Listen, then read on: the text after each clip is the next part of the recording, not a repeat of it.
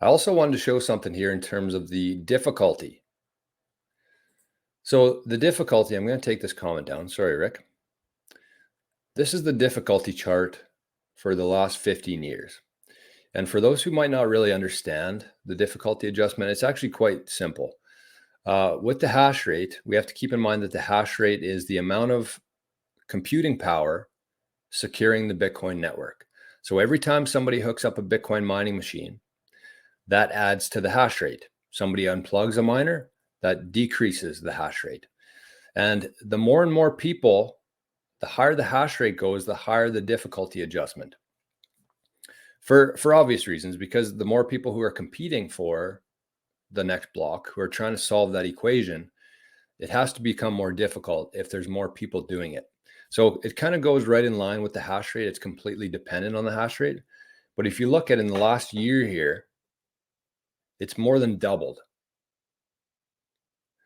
which is a very strong indication of where everything is right now. Because if you think about it, if you think about what should be happening right now, to me, this signals that the Bitcoin miners out there, people are plugging into the network. They believe that even though the rewards, the block rewards are going to cut in half in a month from now, they believe that the price of Bitcoin is going to be more than enough to cover that drop in revenue. So one way to look at it is like the miners, their main source of revenue.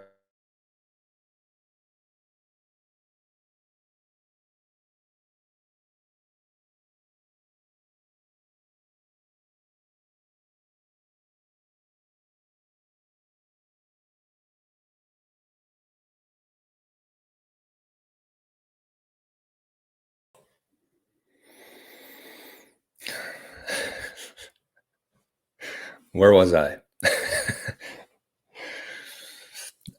I can't complain. The internet here has actually been really good in my 3 or 4 months of doing daily shows, but it does drop out time to time. So what I was talking about there is that, where was I?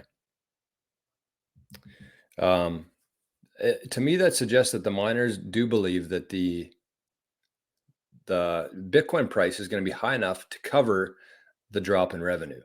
Because if you think about it, the miners, Bitcoin miners out there, their main source of revenue, their only source of revenue is mining Bitcoin. So when that the halving happens, that revenue gets cut in half.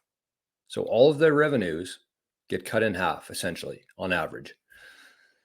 But their expenses, basically their fixed or their main expenses is utility costs, right, to run the Bitcoin miners.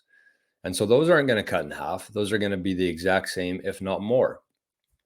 So usually what we would see right now leading up to a halving is a bunch of miners powering off because they don't think that the revenues will cover the costs of their electricity. But we're actually seeing the opposite of that. We're seeing the hash rate skyrocket.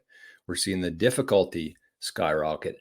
And that's a very good sign and a very good indication of what's coming, I think, in the next couple months, as they believe anyways.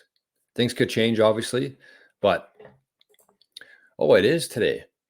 Noah, good morning. Says, well, today is the Ides of March.